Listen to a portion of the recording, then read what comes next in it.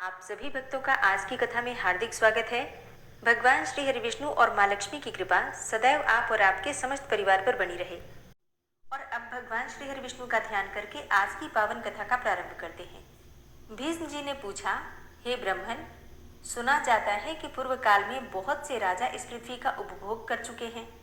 पृथ्वी के संबंध से ही राजाओं को पार्थिव या फिर पृथ्वीपति कहते हैं, परंतु इस भूमि की जो पृथ्वी संज्ञा है वह किसके संबंध से हुई है और भूमि को यह पारिभाषिक संज्ञा किस लिए दी गई अथवा उसका गौ नाम भी क्यों पड़ा, यह मुझे बताइए। तब पुलस्त्य जी ने कहा कि हे भीष्म जी, स्वयंभू मनु के वंश में एक अंग नाम के प्रजापति थे। उन्होंने मृत्यु की कन्या सुनीता के साथ विवाह किया था। सुनीता का मुख बड़ा कुरूप था। उससे वेन नामक पुत्र हुआ जो कि सदा अधर्म में ही लगा रहता था। वह लोगों की बुराई करता और पराई स्त्रियों को हड़प लेता था। एक दिन महर्षियों ने उसकी भलाई और जगत के उपकार के लिए उसे बहुत कुछ समझाया बुझाया, परंतु उसका अंतःकरण अशुद्ध होने के कारण उसने उनकी बात नहीं मानी और प्रजा को अभयदान नहीं दिया। तब ऋषियों ने श्राप देकर उसे मार डाला। फिर अराजकता के भय से पीड़ित होकर पाप रहित ब्राह्मणों ने वेन के शरीर का बलपूर्वक मंथन किया। अब मंथन करने पर उसके शरीर से पहले तो म्लेच्छ जातियां उत्पन्न हुई, जिनका रंग काले अंजन के समान था। तत्पश्चात उसके दाहिने हाथ से एक दिव्य तेजोमय शरीरधारी धर्मात्मा पुरुष का प्रादुर्भाव हुआ, जो धनुष, बाण और गदा धारण किए हुए थे तथा रत्नमय कवच एवं अंगदादि आभूषणों से विभूषित थे। वे पृथु नाम से प्रसिद्ध हुए। उनके रूप में साक्षात भगवान श्री हरि विष्णु अवतीर्ण हुए थे। ब्राह्मणों ने उन्हें राज्य पर अभिषिक्त किया। राजा होने पर उन्होंने देखा कि इस भूतल से धर्म तो उठ ही गया है, न कहीं स्वाध्याय होता है, न वसटकार अर्थात यज्ञ इत्यादि। तब वे क्रोध करके अपने बाणों से पृथ्वी को विदीर्ण कर डालने के लिए उद्यत हो गए। अब यह देखकर पृथ्वी गौ का रूप धारण करके भाग खड़ी हुई। उसे भागते देखकर पृथु ने भी उसका पीछा किया। तब वह एक स्थान पर खड़ी होकर बोली, हे राजन, मेरे लिए क्या आज्ञा होती है? पृथु ने कहा, हे सुव्रते, इस संपूर्ण चराचर जगत के लिए जो अभीष्ट वस्तु है उसे शीघ्र प्रस्तुत करो। पृथ्वी ने बहुत अच्छा कहकर स्वीकृति दे दी। तब राजा ने स्वयंभू मनु को बछड़ा बनाकर अपने हाथ में पृथ्वी का दूध दूहा और वही दूध अन्न हुआ, जिससे कि सारी प्रजा जीवन धारण करती है। तत्पश्चात ऋषियों ने भी भूमि रूपिणी गौ का दोहन किया। उस समय चंद्रमा ही बछड़ा बने थे और दूहने वाले थे वनस्पति। दुग्ध का पात्र था वेद और तपस्या ही दूध थी। फिर देवताओं ने भी वसुधा को दूहा और उस समय मित्र देवता दोग्धा हुए, इंद्र बछड़ा बने तथा ओज और बल ही दूध के रूप में प्रकट हुआ। देवताओं का दोहन पात्र सुवर्ण का था और पितरों का चांदी का। पितरों की ओर से अंतक ने दुहने का काम किया। यमराज बछड़ा बने और स्वधा ही दूध के रूप में प्रकट हुई। नाग ने तुम्बी को पात्र बनाया और तक्षक को बछड़ा। धृतराष्ट्र नामक नाग ने दोग्धा बनकर विष रूपी दुग्ध का दोहन किया। असुरों ने लोहे के बर्तन में इस पृथ्वी से माया रूप दूध दूहा। उस समय प्रहलाद कुमार विरोचन बछड़ा बने थे और त्रिमूर्धा ने दुहने का काम किया था। यक्ष अंतर्ध्यान होने की विद्या प्राप्त करना चाहते थे, इसलिए उन्होंने कुबेर को बछड़ा बनाकर कच्चे बर्तन में उस अंतर्ध्यान विद्या को ही वसुधा से दुग्ध के रूप में दूहा। गंधर्वों और अप्सराओं ने चित्ररथ को बछड़ा बनाकर कमल के पत्ते में पृथ्वी से सुगंधों का दोहन किया। उनकी ओर से अथर्ववेद के पारगामी विद्वान सुरुचि ने दूध दूहने का काम किया था। इस प्रकार दूसरे लोगों ने भी अपनी अपनी रुचि के अनुसार पृथ्वी से आयु, धन और सुख का दोहन किया। राजा पृथु के शासन काल में कोई भी मनुष्य न दरिद्र था, न रोगी, न निर्धन था, न पापी, तथा ना कोई उपद्रव था और ना ही कोई पीड़ा। सब सदा प्रसन्न रहते थे और किसी को दुख या फिर शोक नहीं था। महाबली पृथु ने लोगों के हित की इच्छा से अपने धनुष की नोक से बड़े बड़े पर्वतों को उखाड़ कर हटा दिया और पृथ्वी को समतल बना दिया। पृथु के राज्य में गांव बसाने या किले बनवाने की आवश्यकता नहीं थी। किसी को शस्त्र धारण करने का भी कोई प्रयोजन नहीं था। मनुष्यों को विनाश एवं वैषम्य का दुख नहीं देखना पड़ता था। अर्थशास्त्र में किसी का आदर नहीं था। सब लोग धर्म में ही संलग्न रहते थे। इस प्रकार मैंने तुमसे पृथ्वी के दोहन के पात्रों का वर्णन किया तथा जैसा जैसा दूध दुहा गया था वह भी बता दिया। राजा पृथु बड़े विज्ञ थे। जिनकी जैसी संध थी उसी के अनुसार उन्होंने सबको दूध प्रदान किया। यह प्रसंग यज्ञ और श्राद्ध सभी अवसरों पर सुनाने के योग्य है। इसे मैंने तुम्हें सुना दिया। यह भूमि धर्मात्मा पृथु की कन्या मानी गई और इसी से विद्वान पुरुष पृथ्वी कहकर इसकी स्तुति करते हैं। भीष्म जी ने कहा, हे ब्राह्मण, आप तो तत्व के ज्ञाता हैं। अब क्रमशः सूर्यवंश और चंद्रवंश का पूरा पूरा एक स्वार्थ वर्णन कीजिए। पुलस्त्य जी ने कहा, हे राजन, पूर्व काल में कश्यप जी से अदिति के गर्भ से विवस्वान नामक पुत्र हुए। विवस्वान की 3 स्त्रियां थीं, संज्ञा, रागी और प्रभा। रागी ने रैवत नामक पुत्र उत्पन्न किया। प्रभा से प्रभात की उत्पत्ति हुई। संज्ञा, जो कि विश्वकर्मा की पुत्री थी, उसने वैवस्वत मनु को जन्म दिया और कुछ काल के पश्चात संज्ञा के गर्भ से यम और यमुना नामक 2 जुड़वी संतानें पैदा हुईं। तदनंतर वह विवस्वान अर्थात सूर्य के तेजोमय स्वरूप को न सह सकी, अतः उसने अपने शरीर से अपने ही समान रूप वाली एक नारी को प्रकट किया। उसका नाम छाया हुआ। छाया सामने खड़ी होकर बोली, हे देवी, मेरे लिए क्या आज्ञा है? संज्ञा ने कहा, छाया, तुम मेरे स्वामी की सेवा करो, साथ ही मेरे बच्चों का भी माता की भांति स्नेहपूर्वक पालन करना। तथास्तु कहकर छाया भगवान सूर्य के पास गई। अब वह उनसे अपनी कामना पूर्ण करना चाहती थी। सूर्य ने भी यह समझकर कि यह उत्तम व्रत का पालन करने वाली संज्ञा ही है, बड़े आदर के साथ उसकी कामना की। छाया ने सूर्य से सावर्ण मनु को जन्म दिया। उनका वर्ण भी वैवस्वत मनु के समान होने के कारण उनका नाम सावर्ण मनु पड़ गया। तत्पश्चात भगवान भास्कर ने छाया के गर्भ से क्रमशः शनैश्चर नामक पुत्र तथा तपति और विष्टि नाम की कन्याओं को जन्म दिया। एक समय महायशस्वी यमराज वैराग्य के कारण पुष्कर तीर्थ में गए और वहां फल, फैन एवं वायु का आहार करते हुए कठोर तपस्या करने लगे। उन्होंने 100 वर्षों तक तपस्या के द्वारा ब्रह्मा जी की आराधना की। फिर उनके तप के प्रभाव से देवेश्वर ब्रह्मा जी संतुष्ट हो गए और तब यमराज ने उनसे लोकपाल का पद, अक्षय पितृलोक का राज्य तथा धर्माधर्ममय जगत की देख रेख का अधिकार मांगा। इस प्रकार उन्हें ब्रह्मा जी से लोकपाल की पदवी प्राप्त हुई। साथ ही उन्हें पितृलोक का राज्य और धर्माधर्म के निर्णय का अधिकार भी मिल गया। छाया के पुत्र शनैश्चर भी अपने तप के प्रभाव से ग्रहों की समानता को प्राप्त हुए। यमुना और तप्ती, ये दोनों सूर्य कन्याएं नदी हो गईं। विष्टि का स्वरूप बड़ा भयंकर था। वह काल रूप से स्थित हुई और वैवस्वत मनु के 10 महाबली पुत्र हुए। उन सब में इल ज्येष्ठ थे। शेष पुत्रों के नाम इस प्रकार हैं: इक्ष्वाकु, कुशनाभ, अरिष्ट, धृष्ट, नरिष्यंत, करुष, महाबली शर्याति, पृषद तथा नाभाग।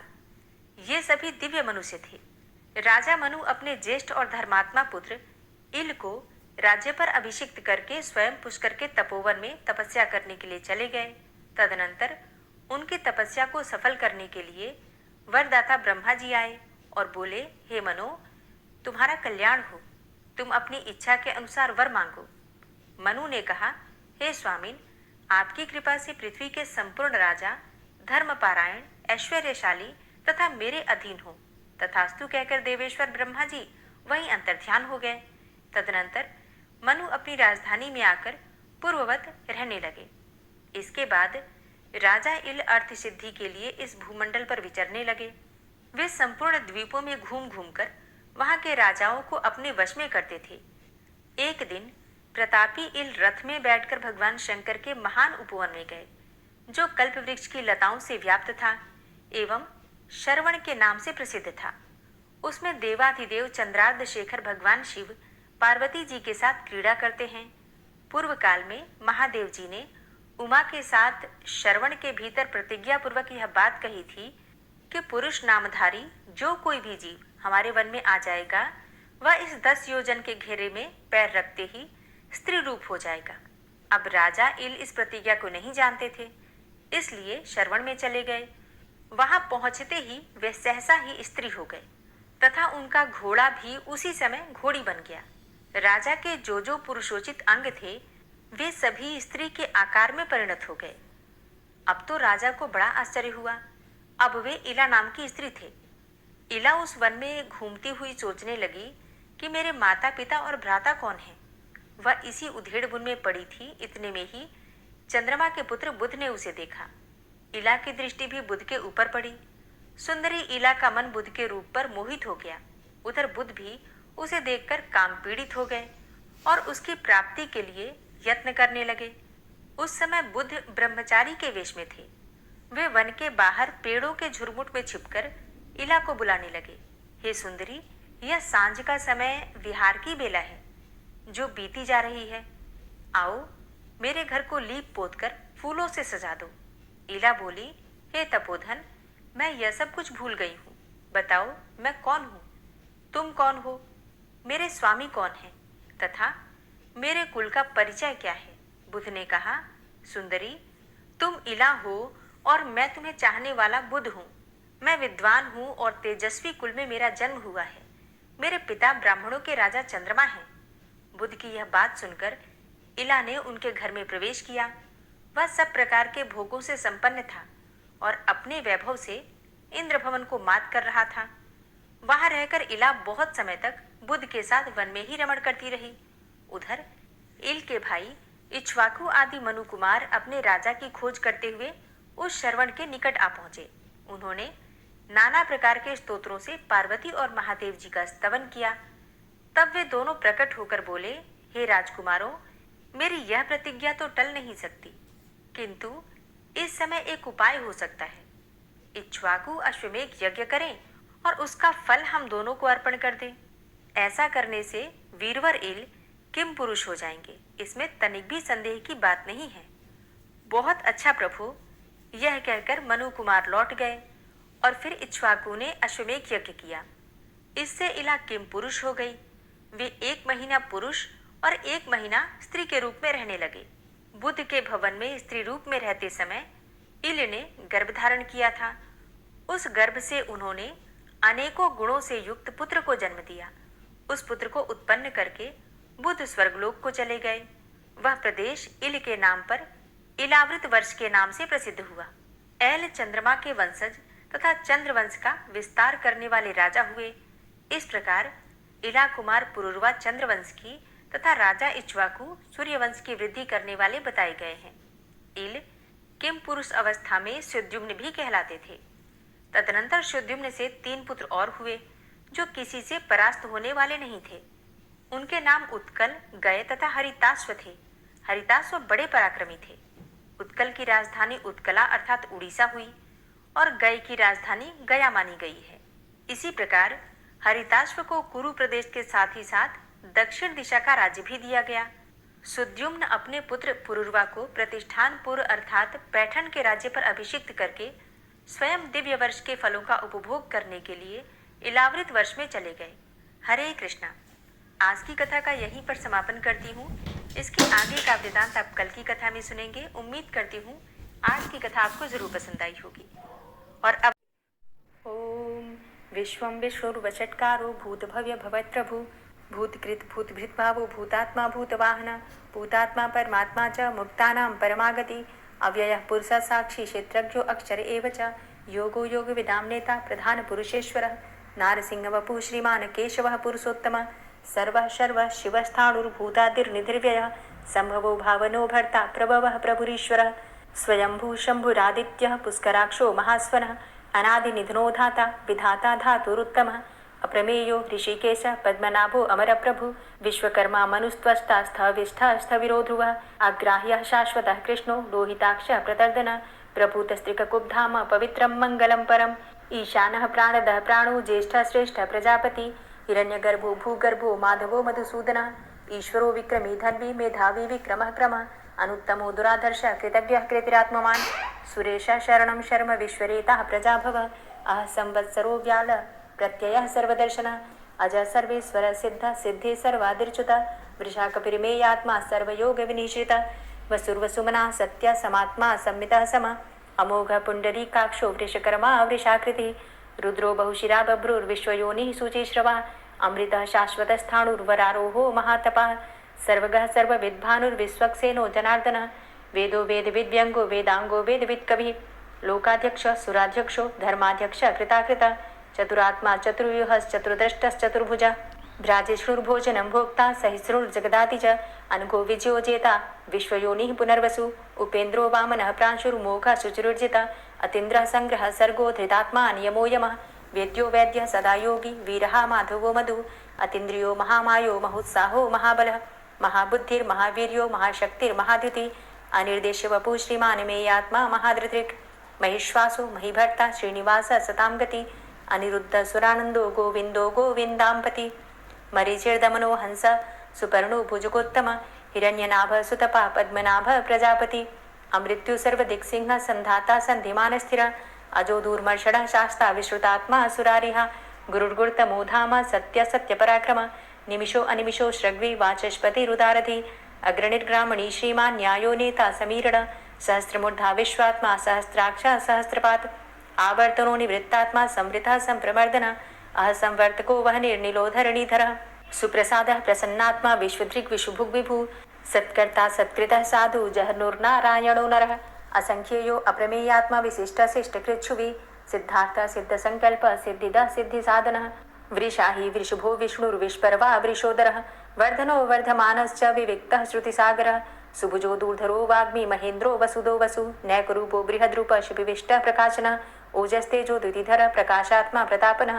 रिद्धस्पष्टाक्षरो मन्त्रश्चन्द्रांशुर्भास्करदुतिः अमृतांशुद्भवो भानु शशबिन्दु सुरेश्वरः औषधं जगतः सेतु सत्यधर्म पराक्रमः भूतभव्य भवन्नाथ पवनः पावनो नलः कामः कामकृत्कान्तः कामः कामप्रदः प्रभु युगाधिकृत युगावर्तो नैकमायो महाशनः अदृश्यो अव्यक्तरूपश्च सहस्रजितनन्तजित् इष्टो अविशिष्ट शिष्टेष्ट शिखण्डी नहुसो वृष क्रोधः क्रोधकृत्कर्ता विश्वबाहुर्महीधरः अच्युतः प्रतितः प्राणः प्राणदो वासवानुजः अपां निधिर्धिष्ठानं प्रमत्तः प्रतिष्ठितः स्कन्दः स्कन्दधरो धूर्यो वरदो वायुवाहनः वासुदेवो बृहद्भानुरादिदेवः पुरन्दरः अशोकस्तारणस्तारः शूरः सौरिर्जनेश्वरः अनुकूलः शतावर्त पद्मी पद्मनिवेक्षणः पद्मनाभो अरविन्दाक्ष पद्मगर्भ शरीरभृत् महर्धिरिद्धो वृद्धात्मा महाक्षो गरुडध्वजः अतुलः शर्भो भीमो समयज्ञो हविर्हरि सर्वलक्षणलक्षण्यो लक्ष्मीवान् समितिञ्जय वीक्षरो रोहितो मार्गो हेतुर्दामोदरः सः महीधरो महाभागो वेगवान् मिताशन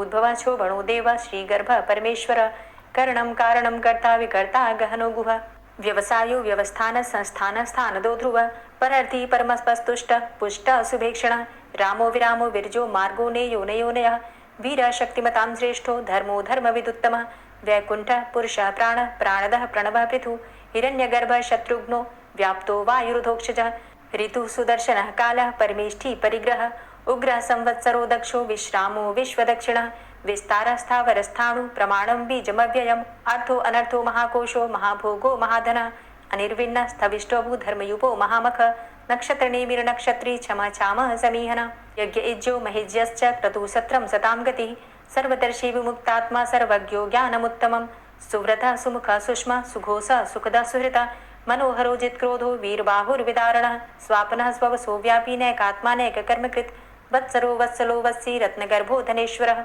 धर्मगुप्त धर्मकृद्धर्मी सदसक्षरमक्षरम् अविज्ञाता सहस्रांशुर्विधाता कृतलक्षणः गभस्तिनेमिः सत्त्वस्थः सिंहो भूतमहेश्वरः आदिदेवो महादेवो देवेशो देवभृद्गुरुः उत्तरो गोपतिर्गोप्ता ज्ञानगम्यः पुरातनः शरीरभूतभृद्भोक्ता कपीन्द्रो भूरि दक्षिणः सोमभो अमृतपः सोमः पुरुजित पुरुषोत्तमः विनियोजय सत्यसन्धो दाशाः सात्वतांपति जीवो विनयिता साक्षी मुकुन्दो अमित विक्रम अम्भो निद्रणन्तात्मा महोदधी शयोन्तकः अजो महारः स्वाभाव्यो जितामित्रः प्रमोदन आनन्दो नन्दनो नन्दः सत्यधर्मा त्रिविक्रमः महर्षि कपिलाचार्यः कृतज्ञो मेदिनीपतिः त्रिपदस्त्रिदशाध्यक्षो महाशृङ्गः कृतान्तकृत् महावराहो गोविन्दः सुखेणः कनकाङ्गदी गुह्यो गभीरो गहनो गुप्तश्चक्रगदाधरः वेथा स्वाङ्गो अजितः कृष्णो दृढः सङ्कर्षणोच्युतः वरुणो वारुणो वृक्षः पुष्कराक्षो महामनाः भगवान् भगानन्दी वनमाली हलायुधः आदित्यो ज्योतिरादित्यः सहिष्णुर्गतिसत्तमः सुधन्वाखण्ड परशुर्दारुणो द्रविडप्रदः दिविस्त्रिक्सरदृग्व्यासो वाचस्पतिर्योनिजः त्रिसामा सामगः साम निर्वाणं भेषजं भिषक् संन्यासकृच्छमः शान्तो निष्ठा शान्तिः परायणं शुभाङ्गः शान्तिदः स्रष्टा कुमुदः कुवलेशय गोहितो गोपतिर्गोप्ता वृषभाक्षो वृषप्रिय अनिवर्ति निवृतात्मा संक्षेप्ता चेमकृच्छिव श्रीवत्सवक्षा श्रीवास श्रीपति श्रीमतांबर श्रीद श्रीश श्रीनिवास श्रीनिधि श्रीविभावन श्रीधर श्रीकर श्रेय श्रीमान लोकत्रयाश्रय स्वक्ष स्वंग शतानंदो नंदिर्ज्योतिर्गणेश्वर विजितात्मा विधेयात्मा सत्कीर्तिश्छिन्न संशय उदीर्ण सर्वतक्षसुर निशा शाश्वत स्थिर भूषयो भूषणो भूतिर्विशोक शोकनाशन अर्चिष्मान अर्चित कुंभो विशुद्धात्मा विशोधन अनिरुद्धो अप्रतिरथ प्रद्युम्नो अमित विक्रम कालिनेमि निहावीर शौरी सूर्जनेश्वर त्रिलोकात्मा त्रिलोकेशः केशवः केशिहारी कामदेवः कामपालः कामीकान्तः कृतागम अनिर्देशव पुर्विष्णोर्वीरो अनंतो धनंजय ब्रह्मण्यो ब्रह्मकृत् ब्रह्मा ब्रह्म ब्रह्म विवर्धन ब्रह्मविद् ब्राह्मणे ब्रह्मी ब्रह्मज्ञो ब्राह्मण प्रिय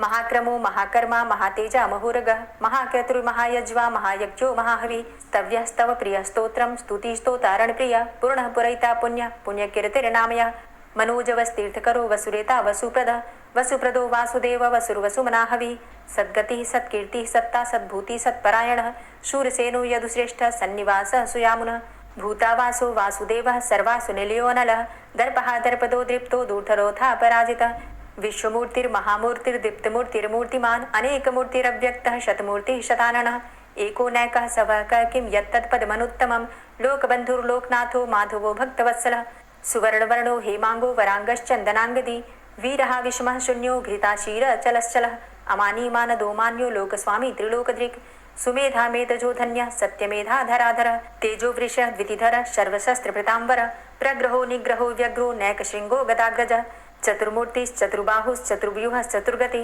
चतुरात्मा चतुर्भावश्चतुर्वेद विदेकपात समावर्तो अनिवृतात्मा दुर्जयो दुरतिक्रम दुर्लभो दुर्गमो दुर्गो दुरावासो दुरारिहा शुभांगो लोक सारंग शुतंतुस्तंतुवर्धन इंद्रकर्मा महाकर्मा कृतकर्मा कृतागम उद्भव सुंदर सुंदो रत्ननाभ सुलोचन अर्को वाजसन श्रृंगी जयंत सर्वविजयी सुवर्ण बिंदु रक्षोभ्य सर्वभागीश्वरेश्वर महाहृदो महागर्तो महाभूतो महानिधि कुमुदः कुंदरः कुंदः पर्जन्यः पावनो नीलः अमृताशो अमृतवपुः सर्वज्ञः सर्वतोमुख सुलभः सुव्रतः सिद्धः शत्रुजित् शत्रुतापनः न्यग्रोधो दुम्बरो अस्वस्थश्चाणुरान्ध्रनिषूदनः सहस्रार्चिः सप्तजिह्वः सप्तैधा सप्तवाहनः अमूर्तिरणघो अचिन्त्यो भयकृद् भयनाशनः अणुर्बृहत्कृशः स्थूलो गुणभृन्निर्गुणो महान् अधृतः स्वधृतः स्वास्य प्राग्वंशो वंशवर्धनः भारभृति कथितो योगी योगी स सर्वकामद आश्रम श्रमण छाम सुपर्णो वायुवाहन धनुर्धरो धनुर्वेदो दंडो दमयितादम अपराजितः सर्वसहो नियंता नियमो यमः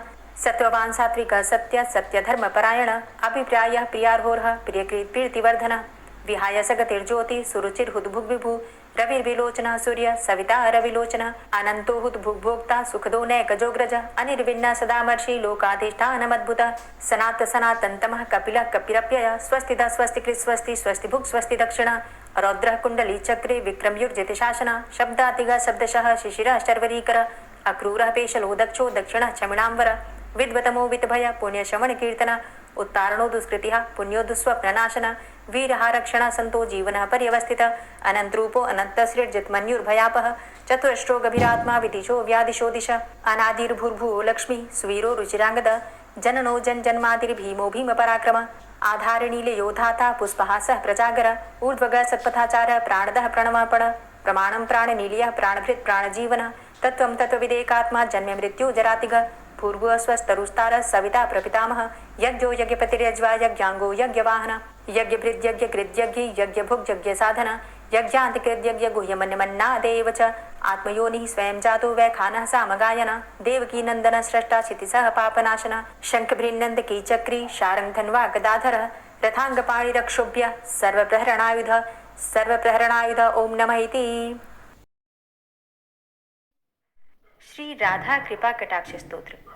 मुनीन्द्र वृंद वंदिते त्रिलोक शोक हारिणी प्रसन्न वक्त्र पंकजे निकुंज भूविलासिनी व्रजेन्द्र भानुनंदिनी व्रजेन्द्र सूनु संगते कदा करिष्यसि मां कृपा कटाक्ष भाजनम् अशोक वृक्ष वल्लरी वितान मंडप स्थिते प्रवाल बाल पल्लव प्रभारुणान्ध्रि कोमले वराभय स्फुरत्करे प्रभूत संपदालये कदा करिष्यसि मां कृपाकटाक्षभाजनम् अनङ्गरङ्गमङ्गलं प्रसङ्गभङ्गुरं भ्रुवां सविभ्रमं ससम्भ्रमं दृगन्तबाणपातने निरन्तरं वशीकृत प्रतीतनन्दनन्दने कदा करिष्यसि मां कृपाकटाक्षभाजनम्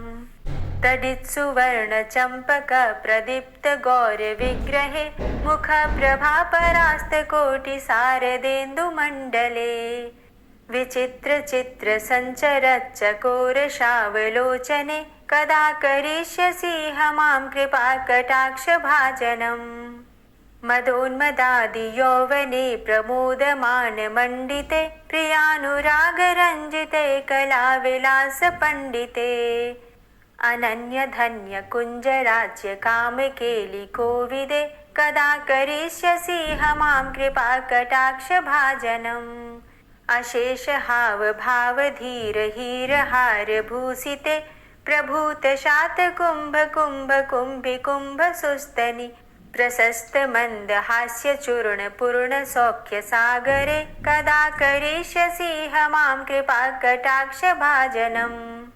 मृणालवालवल्लरीतरङ्गरङ्गदौर्लते लताग्रलास्यलोलनीललोचनावलोकने ललल्लुलन्मिलन्मनोज्ञमुग्धमोहिनाश्रिते कदा करिष्यसि मां कृपाकटाक्षभाजनम् सुवर्णमल्लिकाञ्चितत्रिरेखकम्बुकण्ठगे त्रिसूत्रमङ्गलीगुणत्रिरत्नदीप्तिदीधिते सलोलनीलकुन्तलप्रसूनगुच्छगुम्फिते कदा करिष्यसि मां कृपाकटाक्षभाजनम् नितम्बबिम्बलम्बमानपुष्पमेखलागुणे प्रशस्तरत्नकिङ्किणीकलापमध्यमञ्जुले करीन्द्रशुण्डदण्डिकावरोहशोभगोरुके कदा करिष्यसि मां कृपाकटाक्षभाजनम्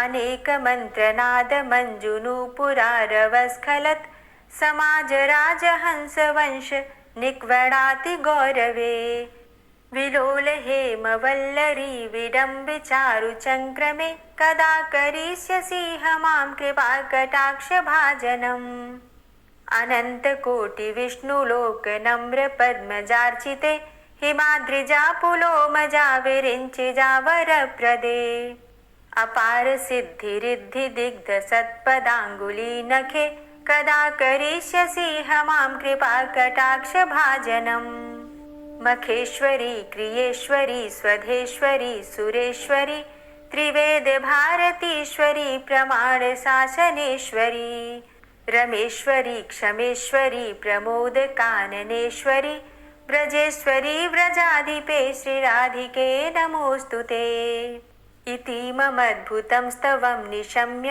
भानुनन्दिनी करोतु सन्ततं जनं कृपाकटाक्षभाजनम् भवेत्तदैव सञ्चितत्रिरूपकर्मनाशनं लभेत्तदा ब्रजेन्द्रसूनुमण्डलप्रवेशनम् जय जय श्री राधे, जय जय श्री राधे। दोस्तों, उम्मीद करती हूँ आज की कथा आपको ज़रूर पसंद आई होगी। तो अगर कथा पसंद आई हो तो वीडियो को लाइक ज़रूर किया कीजिए और अगर संभव हो तो वीडियो को ज़्यादा से ज़्यादा शेयर कीजिए और हाँ, कमेंट बॉक्स में राधे राधे ज़रूर लिखा कीजिए। और जो भक्त इस चैनल पर पहली बार आए हैं, अभी तक आपने चैनल को सब्सक्राइब नहीं किया है, तो आज की वीडियो अगर आपको अच्छी लगे तो चैनल को सब्सक्राइब करके बेल आइकन को ज़रूर प्रेस कर लीजिए। इससे ये होगा कि इस चैनल पर जो भी नई वीडियो अपलोड होंगी उनकी नोटिफिकेशन आपको सही समय पर प्राप्त होगी। मिलती हूँ मैं आपसे अगली वीडियो में, तब तक के लिए जय श्री राधे।